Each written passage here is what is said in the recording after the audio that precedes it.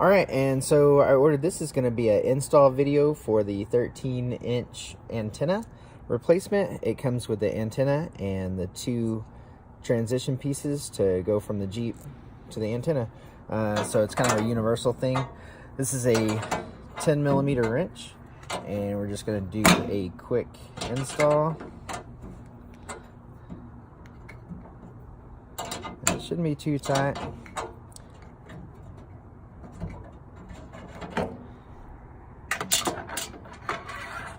And this ought to just change the looks a little bit. So for your Jeep, you're going to want, it comes with two. You're going to want the bigger one. So the little one is for some other vehicle, and the big one is for the Jeep. So super quick, super easy.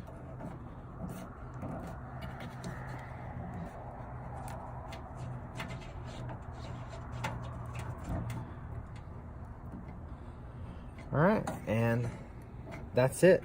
It's tight. It's good to go.